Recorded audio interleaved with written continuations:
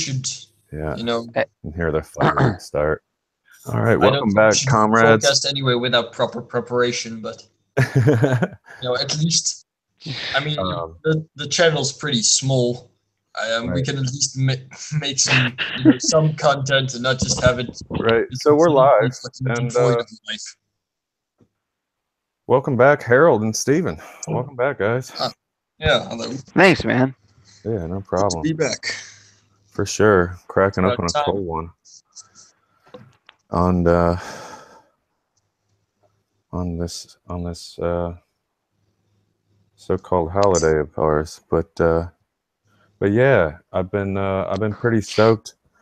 You might have read the description. We're going to talk a little bit about Engles, and we're going to talk a little bit about Enver Hoxha, and a little bit about Thomas Sankara, and so yeah, I mean, and I guess, I mean, we can start off, I guess, lately we've heard, some of us have heard things, and people, Engles is often portrayed as sort of like the Luigi of communism, right? Or just some guy that had his name on the book because he gave funded it. Gave Marx money or whatever, right? Exactly. Mm. And that's that couldn't be further from the truth, I know. And so I guess that's part of the reason that inspired the topic of Engles, and he easily probably deserves his own episode in his own right, and we may very well revisit that and do an entire episode dedicated to Engles. Yeah, but and obviously, while we were on the subject of people who don't get enough attention, we might as well talk about some more people who probably don't get as much positive attention as they should. Exactly, and that's or just exactly not attention. I mean, as far as I know, nobody's negative about Sankara, but no one actually knows about him either. So right, and that's that's kind of that was my inspiration. I'm not big on ebooks. I like a hard copy myself. I hate ebooks, but it's all I can do right now. So right, it is super convenient, and I just don't have the money to buy real books, and it's a pain in the ass to get them sent over to the Netherlands anyway. Right, and, sure. I mean, here you can find nothing. Right, and so like my thing is I wanted to I was just looking for texts or works on or from Sankara, and I came across a biography, Thomas Sankara, an African revolutionary, by last name is Hirsch. I'm going to double check really quick just to be sure. I highly recommend it.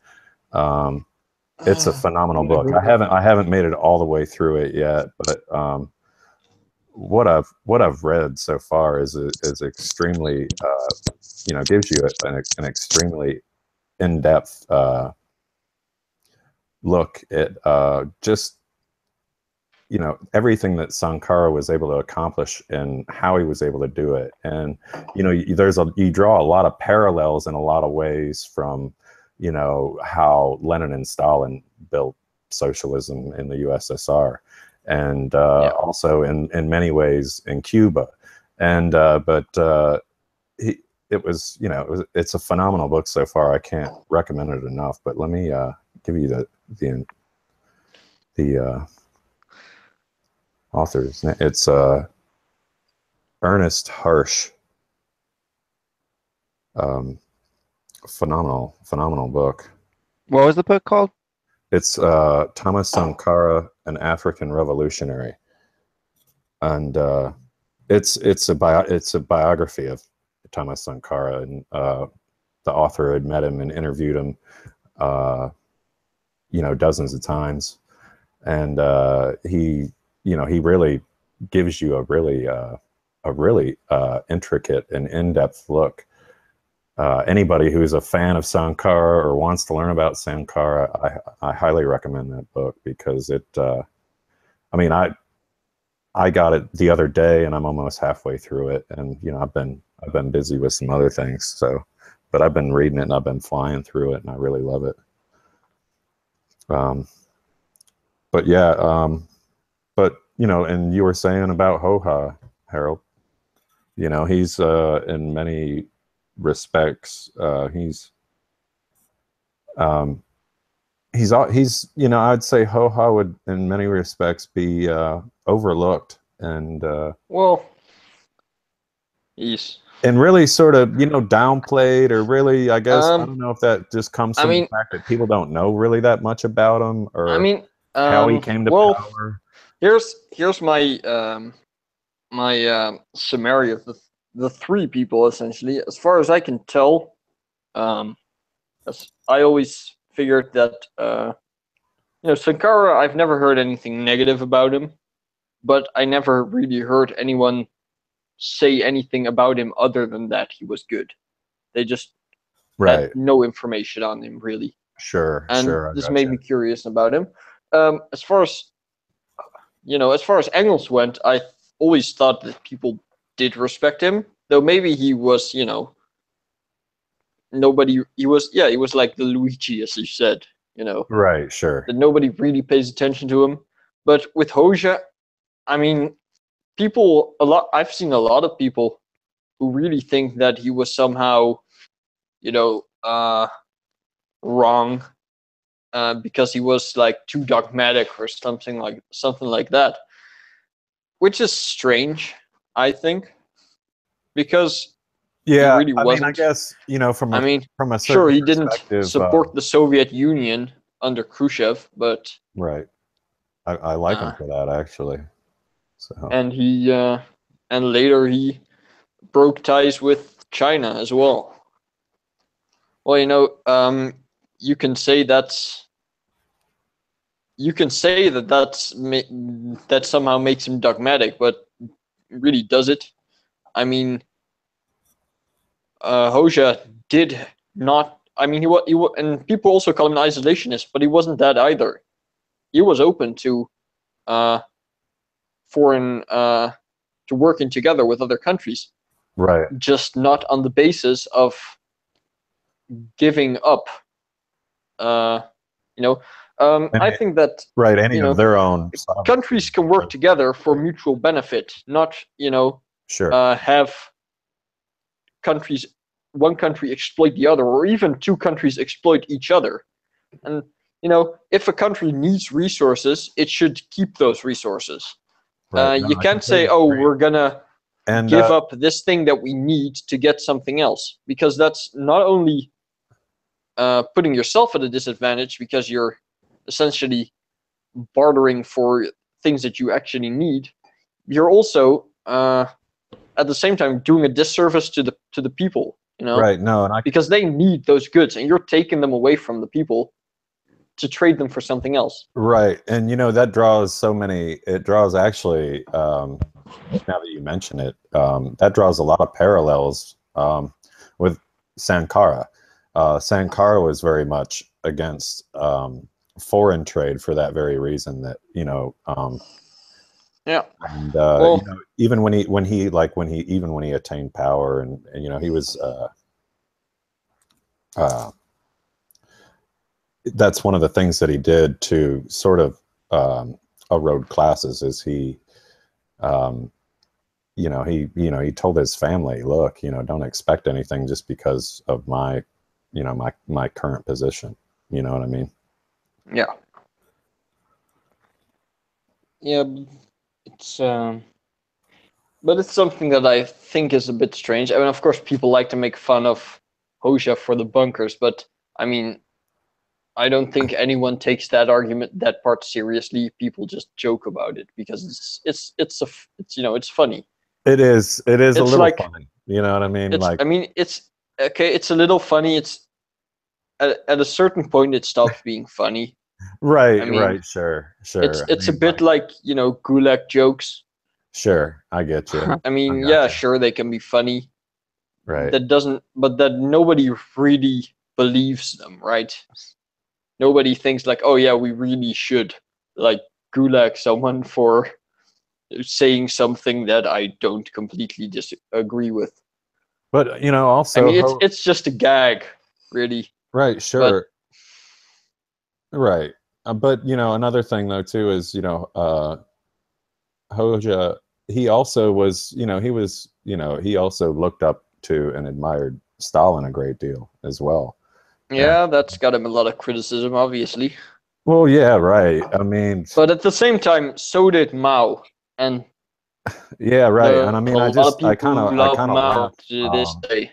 I kind of laugh at all that. I mean, because of literally they, under Stalin and under Mao, the Soviet people, achieved heights of standards of living, of working conditions, you name it. Yeah, Literacy, obviously. healthcare. That's true. I mean, the list goes on. But I mean, they achieved heights that were, not ultimately, destroyed. Yeah, that's Eventually. true. But In both China and the USSR, because if yeah, that's true. and that's really a shame. I mean, like, And I often criticize Maoists, but Mao himself, he did genuinely do great things for his country. yeah, he did. I don't We like gotta do a Maoists because podcast. of they essentially turn a certain way of applying Marxism-Leninism into like the only way, and this causes a lot of deviations from Marxism. Like, for example, third worldism. Right. It really is caused by Well, Marxism, by Maoism. then you also have different like factions of Maoists as well. Yeah, that's You have true. Marxist-Leninist Maoists that adhere to Marxist-Leninism with just Mao Zedong thought. Yeah, but You know what I mean? But like they abandoned the third world theory essentially. But then yeah, you they have the do. other ones that don't But abandon the third world theory. But they abandoned the Like third world theory, but I'm really obviously I'm not an expert on Mao. their theory still revolves around. If you put their theory to practice, it would still be third worldist. Right. Because just saying we are gonna denounce third worldism doesn't change anything about your theory in per se, Right, sure. I mean, third worldism was developed from Maoism. You can't just use Maoism, and I mean, third worldism is a consequence of Maoism. You can't just say, oh yeah, we'll do Maoism without that. But of course, there's more differences. Right. As far as right. And like I say, I'd like to but I bring think we're on a sort Maoist. of Like getting off the point. not like a West, like I mean, I don't like. There's a few comrades I've had in mind to bring on and talk about Chairman Mao, because I think he deserves a dedicated episode. I mean, even though I'm not personally a Maoist, just for the fact that like you said and already you stated the facts that he did do. Yeah, I mean, really incredible sure, he was for the people, and even today, people feel that he had a positive effect on, yeah, I mean, if you look at society and everything. So if you look at it, all that he's achieved is he's definitely been a positive figure. I mean, I sort of consider it to be his own fault that he paved the way to revisionism and made it so easy, but at the same time, just look at Albania and look at the USSR. They all had that very same thing happen. So it's really hard to blame him for it sometimes, Right, sure. Because it was a flaw in his theory, but in practice, it wasn't that much different because, China became revisionist after his death, and so did the other countries. Right. You know. Yeah. I mean, so that's something that while it's definitely, you can say it's a flaw in his theory, in practice it doesn't change anything. Right. I mean, because with the other guys, it also happened. So I really can't be too critical for him about that. I just think we shouldn't follow that. You know. Right. And I mean, like, you think about that a little, you go on about that a little deeper. But Mao himself, I do respect him. But, I mean, is that like, we've kind of totally wandered off track from the main premise. We should go back. But no, I mean, now you're carrying me on, and it's like, is that really the reason that is the lack or the loss of leadership? For example, Mao. I mean, his system, his system didn't become revisionist until after he died, right? So it's awful it's not really fair to call Mao a revisionist, Well, Mao did have certain revisionist aspects. Yeah, already before. And that's like I say. But at the same time, I mean, you can't blame. You can't really blame him for what happened after his death. Right. You can only say he himself already had some revisionist aspects, and that made it easier for revisionism to settle in after his death. Sure. But, there's also, sometimes it's hard to distinguish revisionism from just the implementation of Marxism based on the material conditions of a country. Right. I am not that well invested. I mean, I don't know that much about how the revolution in China went exactly. I just know it was more of a peasant revolution than a proletarian revolution, which is something I do not really agree with. I mean, just look at, for example, the USSR and Albania. They both were extremely agrarian countries, but they did end up having a genuine proletarian revolution with support of the peasantry. Right. And one of my biggest criticisms of Mao's policy is that he tried too hard to keep, essentially, he made a peasant he turned it into a peasant revolution. Now, the problem with is that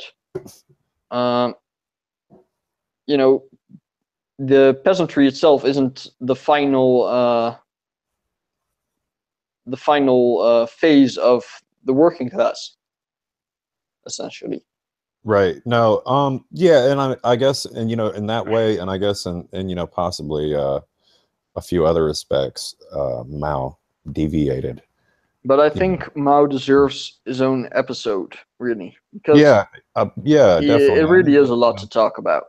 Any Maoist comrades out there that happen to hear this and want to come on and talk about Mao, hit me up in the comments. Let me know. Let's talk about Mao and give him his just due, for sure. But yeah, Engles, Hoxha, and Sankara.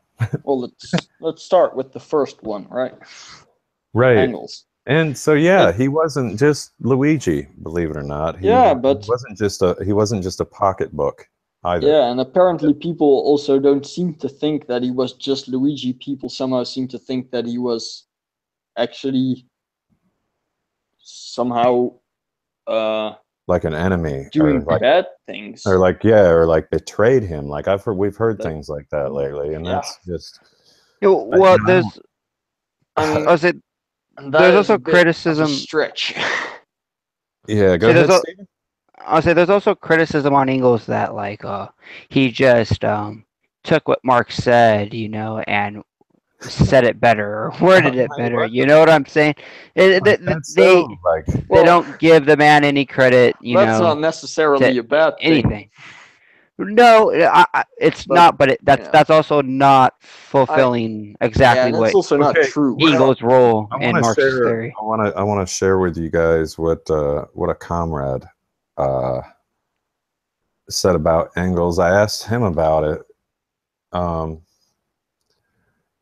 and I'll give a shout out to Comrade Adam. And this is what he actually said when the question of Engels and Marx come up. He's like, I actually, and I'm quoting, I actually prefer Engels to Marx by a slight margin, because I really do find Engels actually explains things in a much more concise manner. Ludwig Feuerbach in The End of Classical German Philosophy really is the best pamphlet for explaining how Marx and Engels came to dialectical materialism in the first place. Right. And he's like, I find that Engels was better with political science and anthropology. And I'm personally going to add my own on that piece here in a minute. And then he goes on and he's like, well, Marx was better with sociology and political economy, but you definitely can't have one without the other. And, I totally agree with that. That's true. And he also he recommended a really good piece from Engels where he gives analysis of Bismarck's rise to power in Prussia and their victory over France in the Franco-Prussian War, and it's for the reasons of it really illustrates how the bourgeoisie will betray principles of its own liberal democracy if it suits their own national or economic interests. And so that's pretty important, and that's a pretty. Oh wow! I mean, I've started reading that since he suggested it, and it's a pretty solid read. I haven't, but I'm reading a few different things. I want to read it. Yeah. Well, what's it called? It's called The Role of Force in History by Frederick Engels, dated between December 1887 and March 1888. Okay. Yeah, I definitely read that. Yeah, no, that sounds really good. I'll hit you up. I'll throw you a link. And you know what? I really do that in the group chat. Aside from the topic, I apologize to the viewers, because I'm really horrible with editing the channel. I should really be better about adding links in the description to help you all out, to kind of give you an idea of what our references are, and I'm really gonna do a better job of that. Yeah. One thing. Really, it's just like last video. I might as well just change the description of the channel. Yeah, we come on and talk about stuff sometimes. Yeah, I mean, at this point, yeah. We've had a lot of. We haven't done. Things there hasn't been a Prolecast in a while now, and I mean, these talks are also good, but essentially the plan for a Prolecast is that we bring more sources, and we actually do a lot of research before we do one of those episodes. I try to, like I say, if I don't have the ability or whatever, or if I don't have enough time, you know what I'm saying, we'll come on like we're doing now, and we'll be able to crack an open a cold one, and through just natural discourse and just shooting the shit, I mean, there's a lot that can come with that. I mean, I've plenty of times with you guys in the past, so. One thing I wanted to say about Engels is, I think people don't realize apparently, is that Marx and Engels genuinely work together a lot, and especially when it comes to in the application of dialectic materialism. Yeah, that was a joint venture, bro. Two people can do a lot more research than one. Yeah. And Engels did do a lot of research, and you can see it in letters they wrote to each other and things like that. They did genuinely work together a lot, and that has not just helped Engels make it like get a, like people accuse him of like furthering his career by acting like he did what like giving his own credits to Marx's work, but they actually did work together a lot on those things. Yeah, I mean, it's phenomenal. After Marx's death, he continued to make a few books that were really good. Yeah, and I mean, I've been, actually, I also, I'm going to post in the description too, later on, letters of Marx and Engels, to like letters to Marx from Engels. Yeah. That they wrote to each other. Yeah, dude. There's literally Okay. there's literally thousands of letters, and some of them are pretty cool. Actually, I mean, they really, I mean, together, I mean, they were pretty unified and sending just like letters, like shit talking, like social democratic liberal professors. Pretty hilarious stuff. You know what I mean? Another thing that's stuff. Pretty important, I think, about that should be considered about Engels is that just like Marx, he was one of the founders of Marxism, essentially. Yeah. And they didn't found Marx. They didn't create Marxism out of their ideas. They actually created it out of researching actual happenings in the world materialism at that time. And researching, and that's just something that they did together. And sometimes Engels did research because Marx was doing something else, and that's also been documented. That's why they were you can see that in the letters as well. Marxism was created through analysis, and two people can analyze more than one, and they definitely their combined analysis of the world around them at that time and history is what led to Marxism to be what it is now, right? Or what it was back then, because we could have but people seem to think that somehow Marx did all the work, but Engels also did a lot of research. Well, I mean, and I'm going to go Engels was also very active politically, just like Marx. Right, and you know what I'm looking at, and I'm gonna read. I hate feeling like a storyteller, but I'm gonna read this fucking article really quick. I'm probably gonna get this book. While you're busy, I'm gonna look for a nice quote from Lenin's State and Revolution. Right on, do that. No, it's a book. I'm not sure if any of you comrades have read it, but it's Marx's General: The Revolutionary Life of Frederick Engels, and to totally overturn and totally turn on its head the whole theory and idea that that Engels was just some bank and he really didn't do much. I mean, he wasn't. What was the title again? The title of the book is Marx's General: The Revolutionary Life of Frederick Engels. And put a link in the description. Yeah, I mean, like Marx was issuing pamphlets and denouncing reactionaries, Engels is on the barricades back in his hometown fighting for revolution. And this whole thing of having bullets whistle past you and making him a man, he's delighted that he actually sees revolution. So he's not just an armchair revolutionary. It's like saying that Che Guevara wasn't a real revolutionary because he didn't spend all his time writing books and analyzing, but he spent a part of his time doing shit.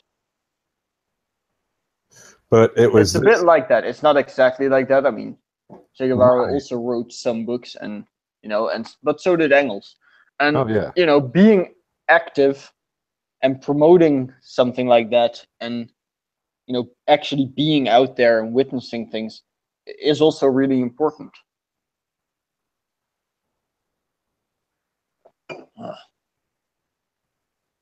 You can't just say that, oh well, that means because of that he somehow isn't as much of a good theoretician. Is that word? Okay, here. Chapter 4 of The State and Revolution is about Engels. Yeah. And it's pretty good as well. Yeah. Did you want to? No, I just got there. Oh, right on. But wait, there was something. Actually, never mind. Don't read that book. It's shit. I'm reading the review on it. Did you just whatever, man? What book is shit? The book I was just talking about. It starts off all great talking about it, and then like fucking, it just totally takes a nosedive and just starts shitting on him, acting like he lives some double life as some bourgeois Victorian cotton lord by day and then a communist by night. Get the fuck out of here, bro. Well, he was definitely only a communist by night while he was busy fucking calling out politicians for not being good Marxists. I'm not exactly sure, so I'm sure one of you guys know.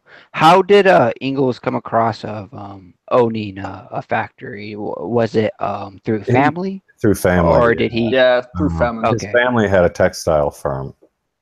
All right. But that's where, he got to, he witnessed some of the working conditions that, that the workers actually. Well, yeah. He fucking owned the damn thing. Yeah. I'm sure he was there. Let's see. What a fucking bunch of shit. Oh, no wonder. I mean, without Engels, a lot of none of Marx's stuff, would have got published either. That's definitely not, that's definitely not a main thing that Engels did, but it's definitely something to not overlook. It's definitely substantial. I mean, yes. There weren't a lot of people with enough money to publish those books that were willing to do so. Right. Sure, anyone could have done that, but it's still pretty important. Yeah. It's. Oh, definitely. Sure, he did it with money that he inherited, but he could have also just spent the money on hookers. Right, sure. I mean, that's a fair point. Yeah, some bourgeois fucking shit. Yeah. He did decide to spend the money on making Marxist theories furthering the theory of more Marxism available to the public. Yeah. Wait.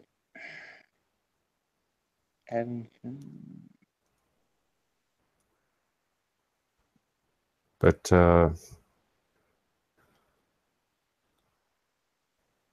yeah, I mean, he wrote what else? What other book am I thinking of by Engels that's really, it's probably the most essential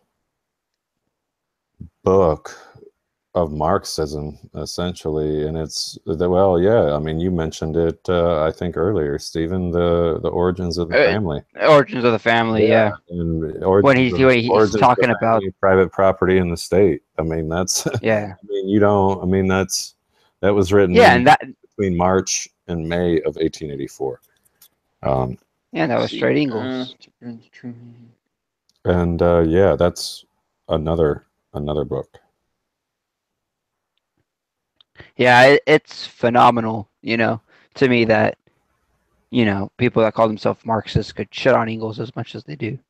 Yeah, that's a mystery, but I can tell you, I mean, like I said earlier, I mean, that totally, you can totally put to rest, the whole armchair revolutionary shit.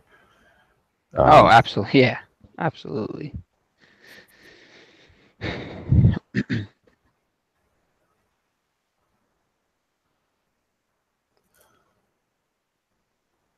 But so,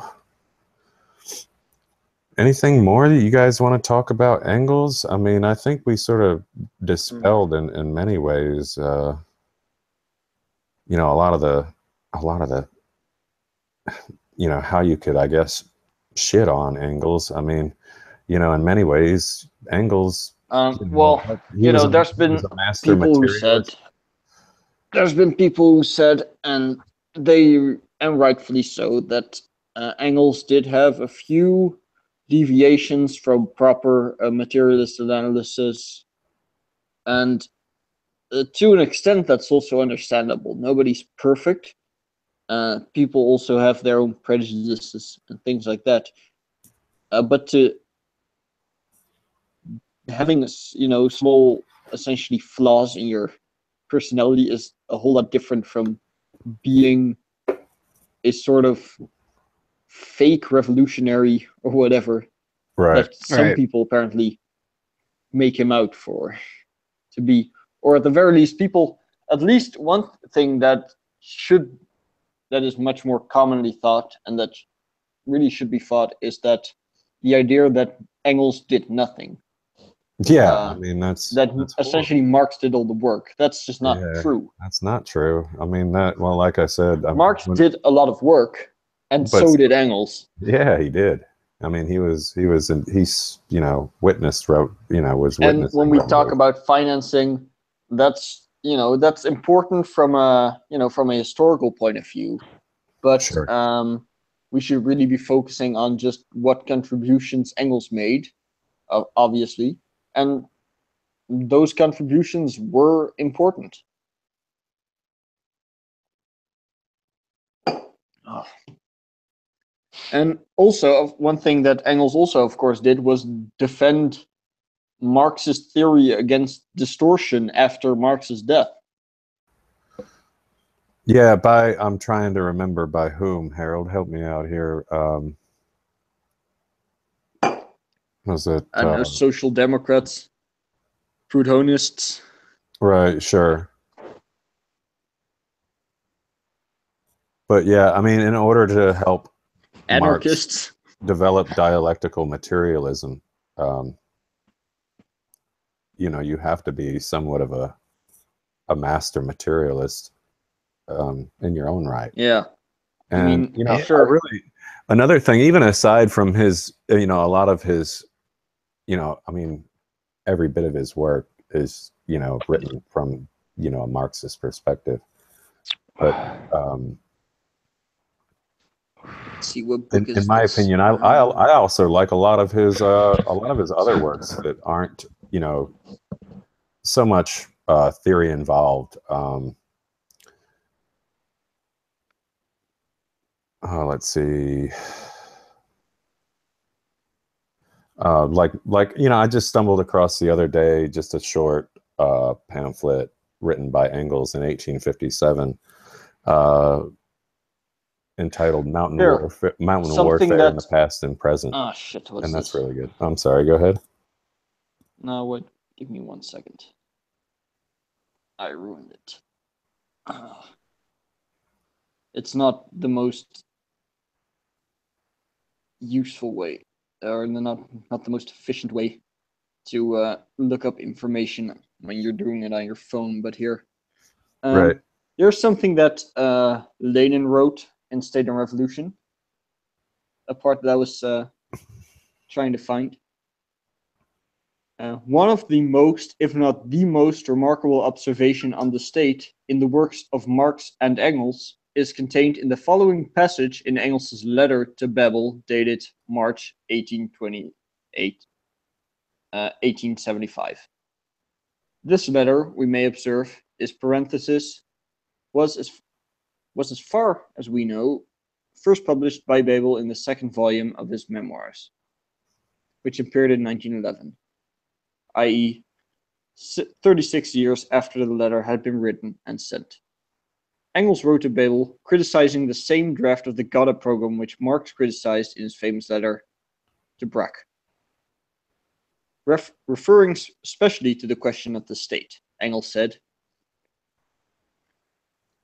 And it's a pretty long quote. I can, if you want, I'll read it, but Go ahead, I'm man. not that good at reading out shit. No, man, you're doing it fine. As you may have noticed. You're doing just fine.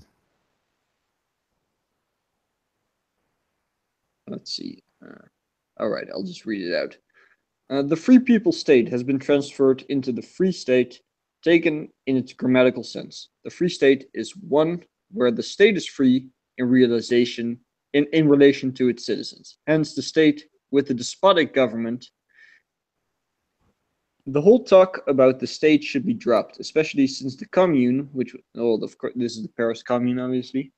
The commune, which was no longer a state in the proper sense of the word, the people state, has been thrown in our faces by the anarchists to the point of disgust. Although already Marx's book against Proudhon and later the Communist Manifesto say plainly that with the introduction of the socialist order of society, the state dissolves of itself and disappears. As the state is only a transitional institution which is used in the struggle, in the revolution, to hold down one's adversaries by force. It is sheer nonsense to talk of a free people state so long as the proletariat still needs the state. It does not need it in the interest of freedom, but in order to hold down its adversaries. And as soon as it becomes possible to speak of freedom, the state as such ceases to exist. We should therefore propose replacing the state everywhere by Gemeinweise, a good old German word which can very well take the place of the French word commune. Right. And then Lenin writes, it should be borne in mind that this letter refers to the party program which Marx criticized in a letter dated only a few weeks later than the above. Marx's letter is dated May 5th, and Engels' letter was dated March 18th. No, March 28th. One of those two. Let's see. At the time, Engels was living. At the time, Engels was living with Marx in London. Consequently, when he says "we" in the last sentence, Engels undoubtedly, in his own as well as in Marx's name, suggests that the leader of the German Workers' Party that the word "state" be struck out of the program and replaced with the word "community." What how about anarchism would be raised by the leading light of the present day Marxism? Let's see. What a how about anarchism would be raised by the leading lights of present-day Marxism, which has been falsified on the convenience of the opportunists in such an amendment of the program were suggested by them. Let them howl. They will learn them. This will earn them the praises of the bourgeoisie. And we shall go on with our work in revising the program of our party. We must by all means take the advice of Engels and Marx into consideration in order to come nearer to the truth. To restore Marxism by ridding it of distortions, to guide the struggle of the working class from its emancipation more correctly. Certainly no one opposed the advice of Engels and Marx will be found amongst the Bolsheviks.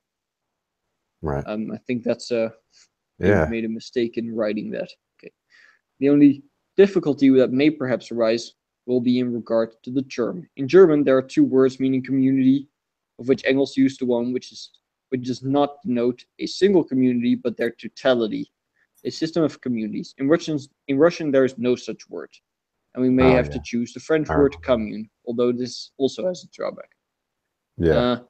It essentially, let me here. But the important part is at least that it says that Engels here very clearly states how how a socialist government should be, right, and how it should be seen. Yeah, it is not a state in the original sense of the word, because it's actually, it doesn't keep anything in. What the state does here, let me read a little bit. But no, it goes back to, you know, even Lenin acknowledged, you know, full well. Lenin says there's no such thing as a free people state so long as the proletariat still needs a state. So what this essentially means is that you can't have a communist state, essentially. Because as long as there is a state, that means there is no communism in the first place, and in the second place, as long as you need a state, you can't have communism. And you know, you can't just say, "Oh, we're gonna abolish the state now," because right. we do actually need it. Right. Here's my thing. What say, like, once communist society, you know, is established, you know, yes, there's no state, you know, it's a stateless, classless society, but wouldn't there still be some forms of like worker councils or something, absolutely. You know, in a sense? Because I mean, we couldn't. Those would actually dominate. I'll be right back. I need to grab a fresh cold one. Right. Yeah, I'll just finish this. I mean, absolutely, there would be, because without that, there would be no way of actually ensuring that. There would be no way of actually managing, for example, the needs of the working class. Right. Well, I think that's important for us to, you know, explain to people, because when we say we want a stateless, you know, society, you know, that, like, that's the end goal. Yeah, that's true. People think about what, you know, some anarchists define as a stateless society. Well, not all of them. That's exactly that's their view. Well, others subscribe to the idea that you should just, you know, have the co-ops manage everything through direct control. But you know, it's a little bit different. I'm going to touch on. Right. We can touch on Hoxha, and we can touch on I want to touch on Sankara definitely before we're done. So we're going to run a little over. I mean, I'm in no hurry to discuss Hoxha.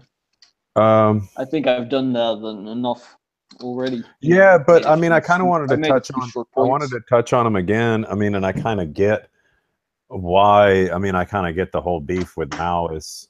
I mean, because in his work, you know, imperialism and the revolution, he does kind of he does kind of throw a lot of throw a lot of shit on Mao.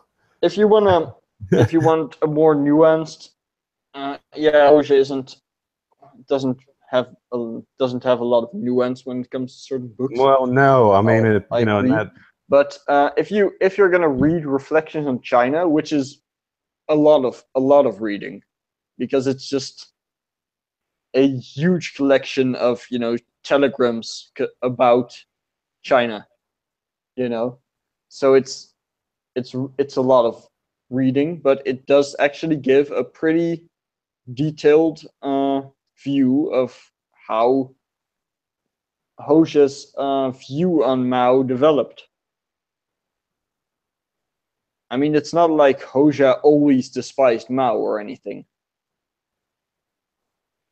An interesting part is that Hoxha and Mao actually had quite a few very similar implementations.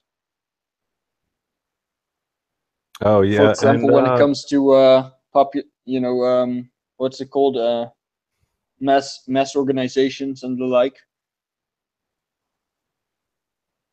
But you can see that as early as, well, pretty much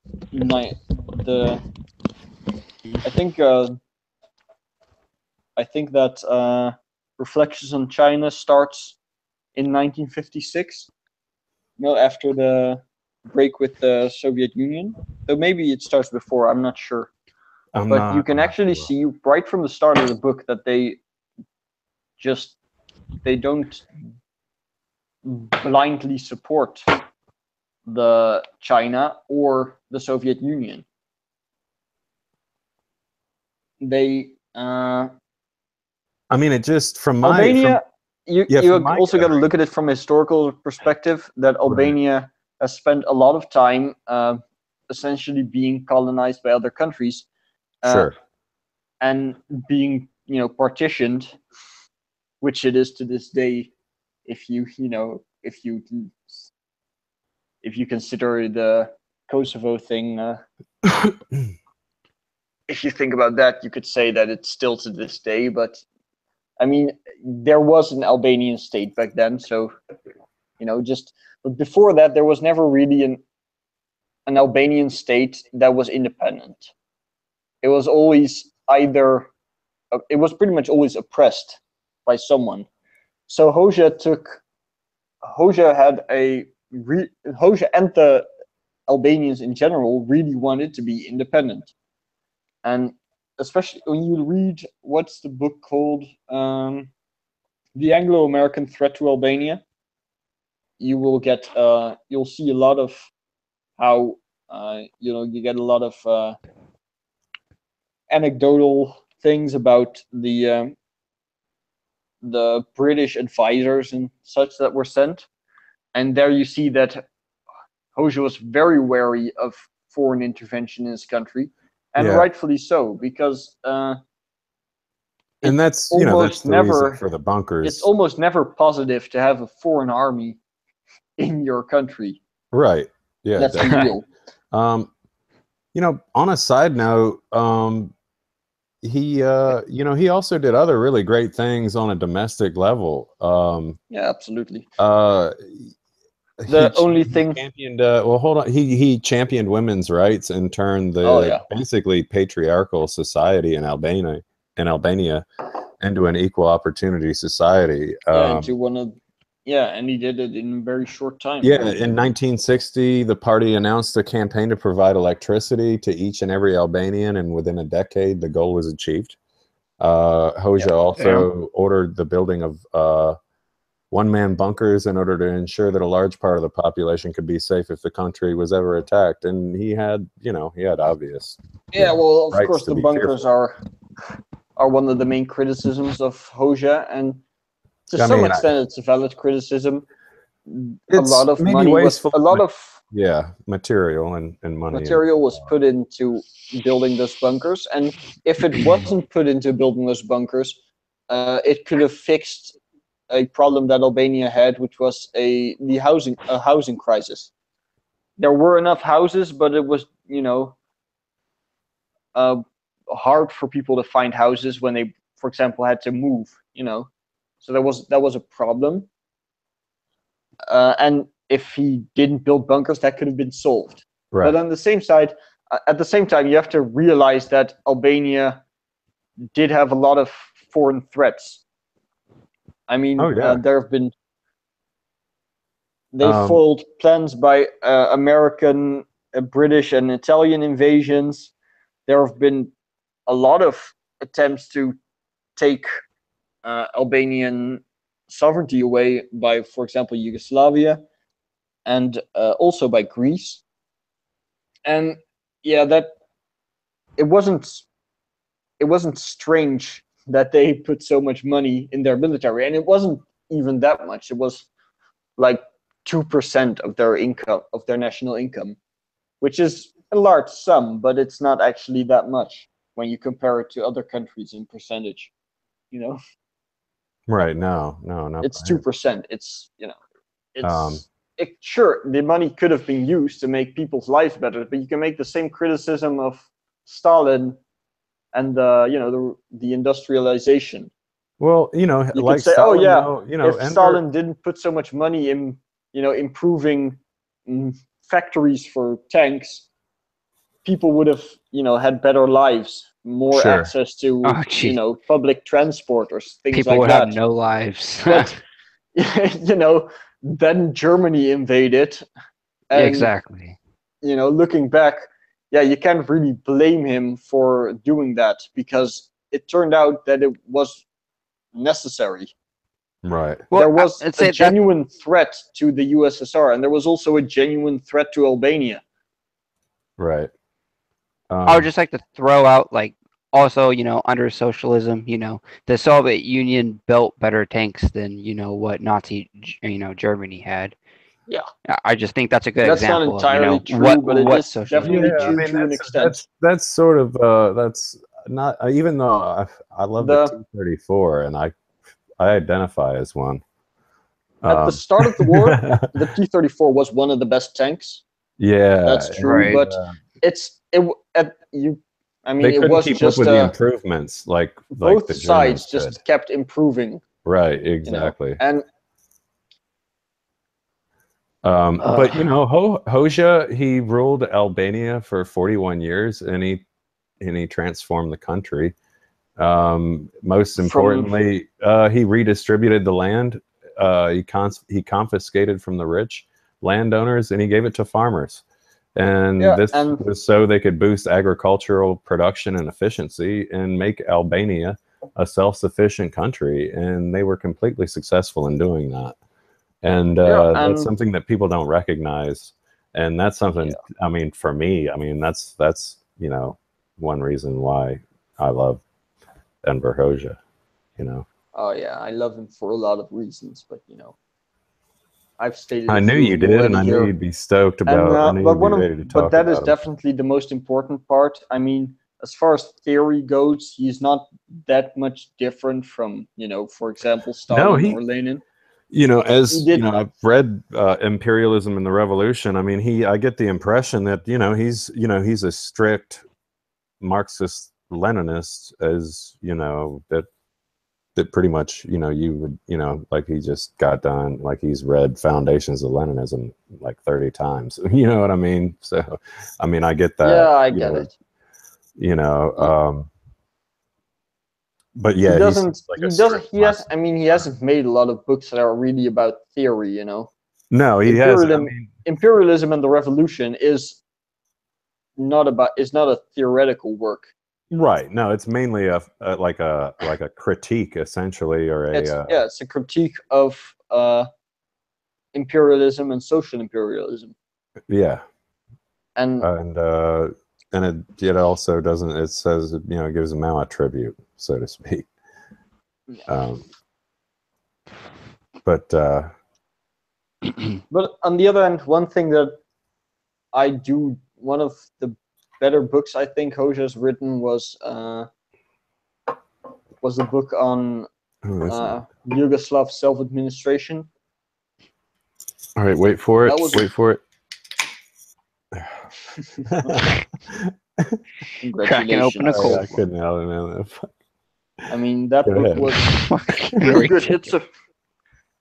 The book on Yugoslav self-administration is a pretty in-depth critique of Yugoslav economic policy.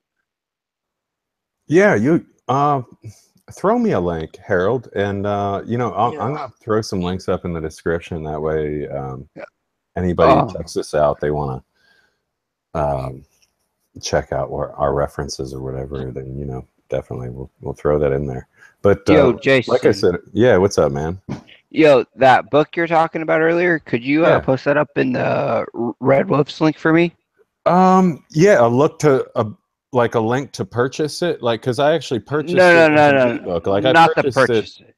Oh, okay. Like, it's not available for free online. If that's nowhere. That's why I bought it. For sure.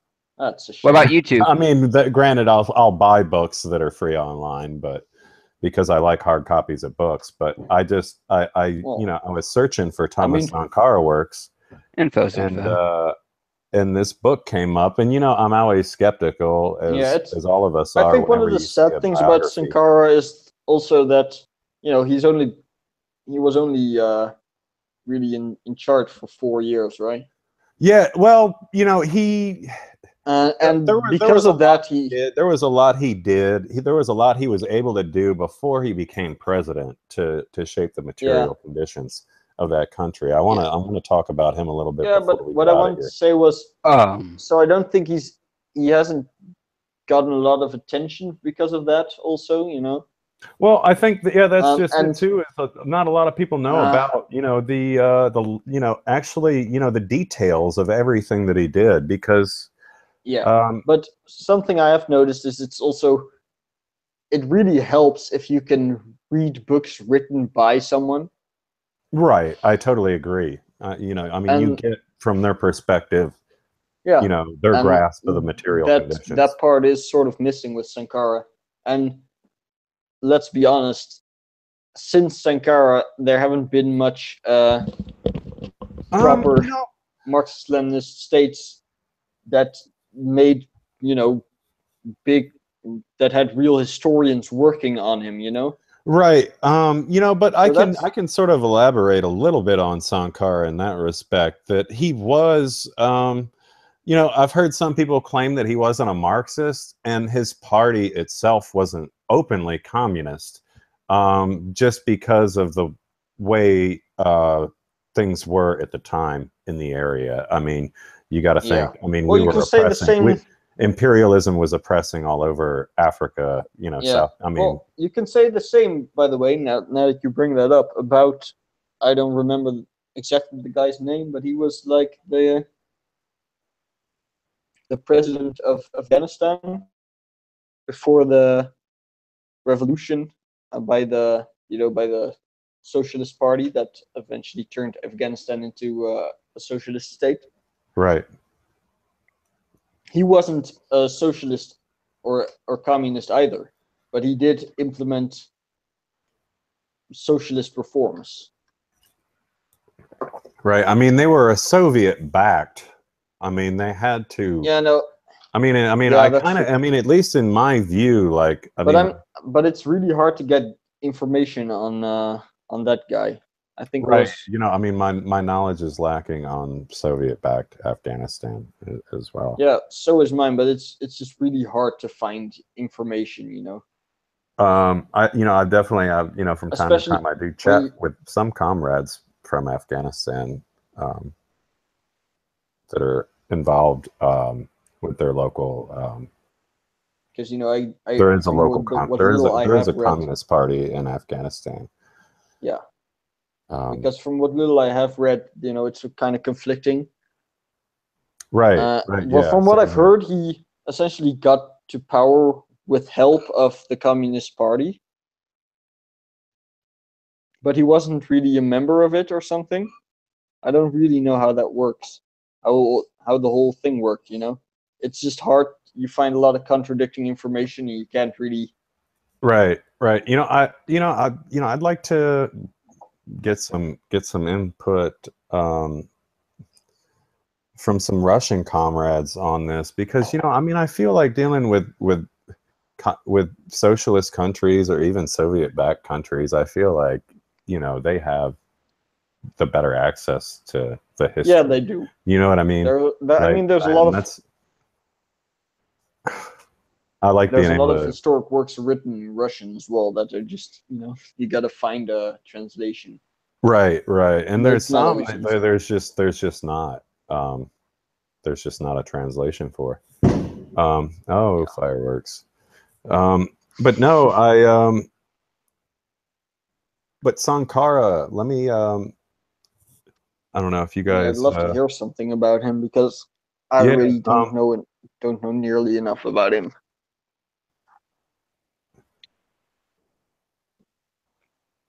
I mean, just the extreme, just almost like the extreme rate that he was able to transform things. It is just, it's really astonishing. And he was never, and even before he became president, right?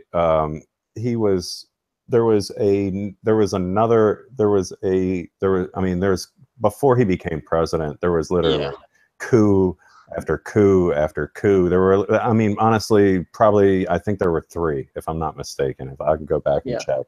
One thing I should say about a lot of African countries is their biggest problem is, of course, not imperialism and the fact that the countries are so poor, economically speaking, that it becomes far more profitable to sell grain to foreign countries than to sell them to the starving people in the own countries. Right. And that is why I think a lot of African countries would simply benefit an incredible lot simply by no longer allowing foreign trade.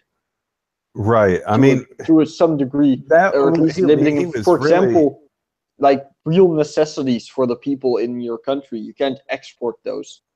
You know? Right. You can't export grain when your people are starving.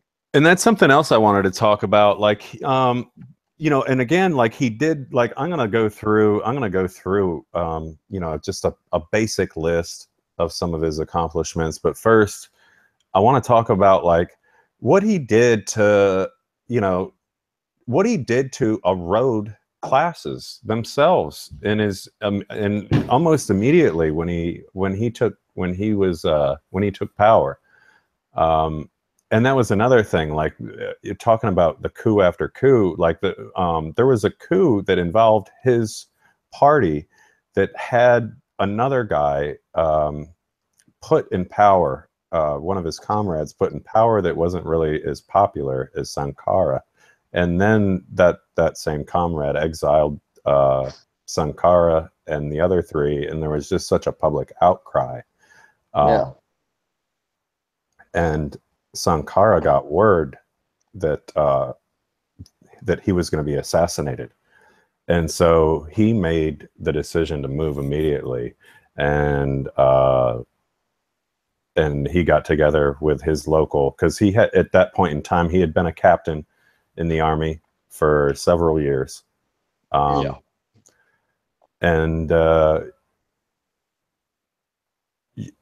he had been a captain for several years, and he knew what he was doing. He had gone and studied in Madagascar for several years and trained with the military there. And he not only trained there, but he also noticed the material conditions and the way things were. The standards of living were quite a bit better in Madagascar than what they were in Burkina Faso. What was it called again? Before before he renamed it Burkina Faso. The French ruled it. It was Upper Volta, and Burkina Faso translates into a few of the indigenous languages into the land of upright people. Yeah, I do know that. But he vaccinated 2.5 million children against meningitis, yellow fever, and measles in 2 weeks. Okay, wrap your head around that. I mean, like, he not only, I mean, what's really astonishing about Sankara was his, I mean, like, was his ability to expand outside the city and to reach people in rural areas, and that was pretty astonishing. And he did that. And even before he did that, though, when he had asked for funding from UNICEF, they were apprehensive about it because they didn't think that he'd be able to accomplish it in the time that he said he would. Yeah. But he did. He totally did. Yeah. He initiated a nationwide literacy campaign, and he increased the literacy rate from 13% in 1983 to 73% in 1987. Which is pretty incredible. And I mean, he did this by so many different ways. I mean, he established, I mean, and he was so adamant about establishing co-ops, women's co-ops, literacy co-ops, and, you know, many designed specifically for women. You know, and to touch on, you know, something else, it was a hold on, let me find my place here. But yeah, I mean, just the amount of things that he did. I mean, he planted over 10 million trees to prevent deforestation. He built roads and railways to tie rural areas together with the city, and you know, there were all sorts of other things. He did so many things for women. He appointed females to high governmental positions and encouraged them to work, and recruited them into the military, and granted pregnancy leave during education, or you know. Yeah. So I mean, these are all major things that were literally you know, radical ideas in Africa at the time, you know, in the surrounding countries, you absolutely. had a lot of, I mean, not a lot of, you know, you have one of the things that it goes to show, however, I think, is also how incredibly inefficient the whole concept of you know, financial aid is when you don't have a proper government that actually wants to help the people. Right. Because Sankara was able to do an incredible amount of things. Yeah, I mean, in just 4 years, you can't industrialize a country in 4 years. No, but but with what he already had, essentially, he made all that. I mean, talk about changing material conditions for the better. I mean, this guy. Yeah. Oh my God! I mean, he was planning clinics. He was planning. He wasn't planning clinics. He was building them, and building schools. And I mean, he was doing so much for the people, and he understood that women's struggle was central to the struggle of all the Burkinabe people. Yeah. One thing I want to know is, did he do a lot about, you know, did he strengthen the military at all? Oh yeah. You know, and this is another thing. I mean, how did he do that? Well, this is again. What he sort of changed. He changed the role in many ways of the military after he took office. I mean, and this is going back to how awesome, I mean, how much he did in trying to erode classes, because the military, you had, I mean, like in terms of classes and the material conditions in Burkina Faso, you had, you know, like state employees.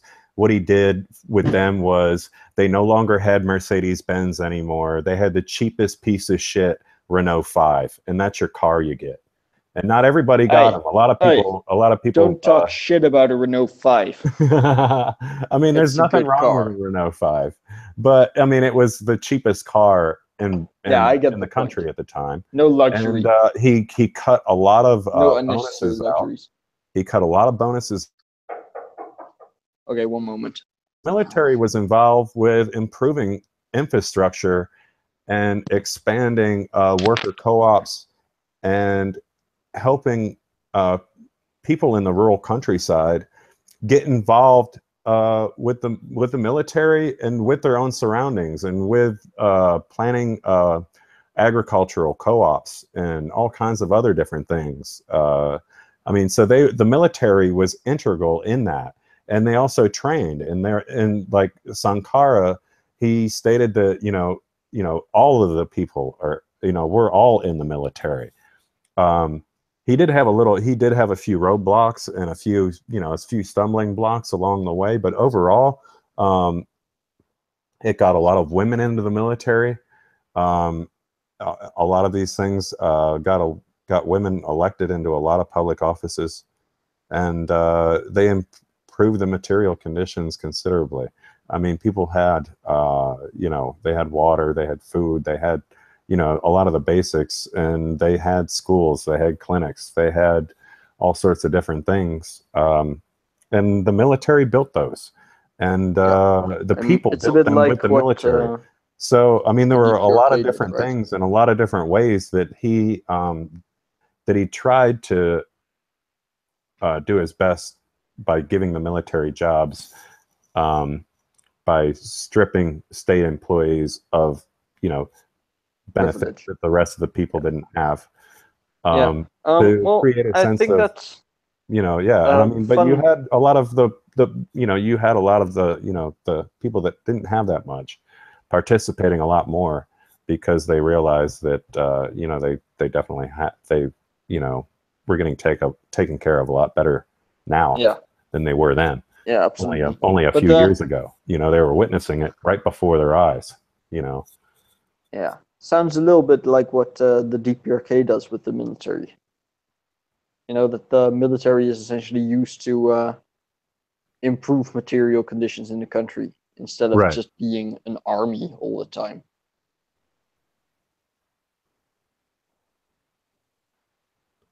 Right, but I'm gonna from the start of the Burkinabe leadership, it emphasized that the emancipation of women was one of its central goals. The Sankara 1983 political orientation speech, it featured it was second on the list of national priorities after the reform of the National Army, which we just, like I said, we just touched on a little bit. But before, a section devoted to economic reconstruction, repeatedly speeches by Sankara and other leaders chastised the corrupt and feudal husbands for treating their wives and daughters as beasts of burden, and pledged to act against many customary practices to be oppressive of women. Now, women not only faced systemic oppression and in that country, they also face traditional and religious oppression, like because of their tribes and their traditions of whatever, they like specific measures for women were built into many social and economic programs, like from literacy classes specifically targeted towards women, to the establishment of primary health units in each village. And a new family code was drafted, among other things. It set a minimum age for marriage. It established divorce by mutual consent. It recognizes a widow's right to inherit, and suppressed the bride price and the practice whereby a widow had to marry one of her husband's brothers. I mean, those are all, like, traditionally built in, indicative of, this, of the entire, most of the country at the time. But yeah, they got rid of that. And also, vigorous public campaigns were launched against female genital mutilation, forced marriage, and polygamy. But like I said, a lot of those practices were deeply rooted in Burkinabe society, but that wasn't going to stop Thomas Sankara. But obviously something that's so hard ingrained in society itself is a little bit tough to stamp out.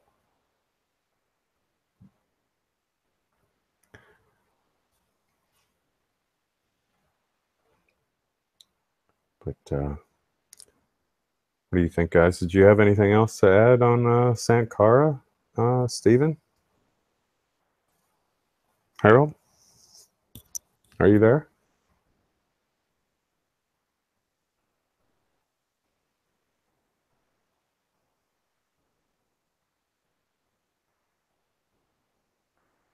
You there? Hello? Hello, hello? Oh shit. Harold's is Harold muted? I guess he is muted. All right, well, we went 24 minutes longer. Oh, I was muted. Oh, you are muted. I guess we did lose Stephen already. I guess did he say he didn't even say goodbye? I think he dropped out again. Oh, he did he? Well, like last time. Okay. I missed it. But we're 24 minutes out. Harold, did you have anything more that you wanted to add on Sankara? Well, and I was trying to say, but I was muted apparently. Oh yeah. I was wondering. I was like, shit. I'm all of a lot of the things that Sankara did sound very similar to what happened in Albania, especially with the establishment of women's rights. Right. Yeah. I mean, yeah, and like I say, that's a consistency very much with Marxist-Leninism. I mean, that's yeah. Even Stalin. It was very much the same situation. Yeah, Stalin himself said in a major speech that essentially that women not only are equal to a man, but in many cases greater. And he is very right. But yeah, I don't know if Steven's coming back, but I think we've covered everything fairly well. I think we've covered Engles fairly well, Hoxha fairly well, and Sankara fairly well. We could always, do some proper research and do a whole cast about any of these subjects still. Yeah, but, definitely. But I think so far we've covered all the basics. So yeah. And anybody out there have any comments or anything that you'd like to see, or any questions that you have about any of the Engles or Sankara? Let us know, definitely. But I think we've covered it pretty well. So thank you guys. We can always come back on anything we missed. Yeah, for sure, definitely. But thank you guys for tuning in.